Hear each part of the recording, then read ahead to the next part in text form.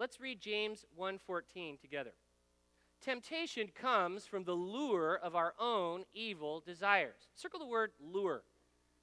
Okay? Isn't it interesting that when you go to be the right guy, there's this lure that comes out, like mysteriously out of nowhere. And it's like calling you to do the exact thing that you don't need to do. It paints your number one solution as your number one temptation. You know?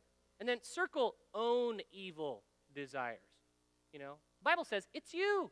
You know, the real enemy, it's actually you. It's that impulse inside that is beckoning you to do the wrong thing. Now, let's get real practical. When I was 14, my dad, since he was an alcoholic, got his son a job at the liquor store. At the liquor store, on Sundays, when I used to work there, after the Coors and Bud were sold out, you know, and the bell, you know, stopped ringing, coming in, you know, I would find myself idle. So I turn around, and there's this wonderful rack of literature there, which I would promptly take and go back and sit on a case of Parmesan wine and kind of flip through. So that definitely was an issue in my life. Did it go away when I became a Christian? Absolutely not. I mean, even to this day, and we're going to talk about this in great detail tomorrow, I needed some new boundaries, but here I am. I'm not 17 anymore. I'm 37, and I have 3 kids, and I have a wife that I dearly love. And sexual temptation is a very real thing in my life because I have a past with it.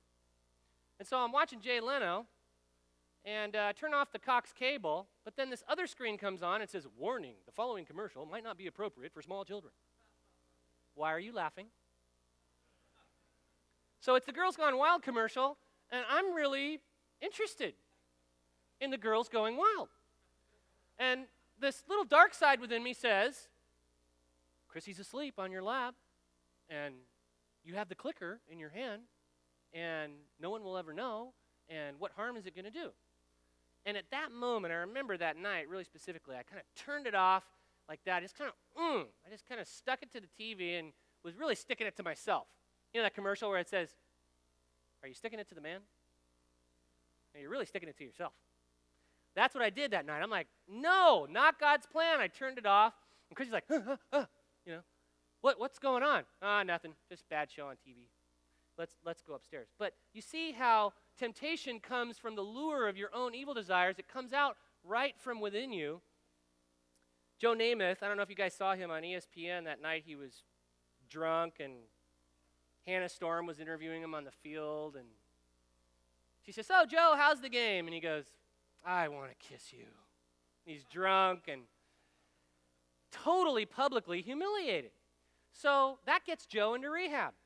Okay? Joe's been sober for a good 2 years now. Article in USA Today kind of following up on him. He's got a lot, really good color, and his eyes are clear. And he talks about how he has this other side of him that kind of kicks in. The article says, when dining out for business, he now sips Diet Coke. That, however, doesn't prevent his imaginary but very real drinking sidekick, whom he has nicknamed Slick, from arriving uninvited. My most recent temptation happened 2 weeks ago when I was in Alabama, where he quarterbacked the Crimson Tide. Slick kept whispering in my ear, "Oh, it's all right. What's one drink going to do?"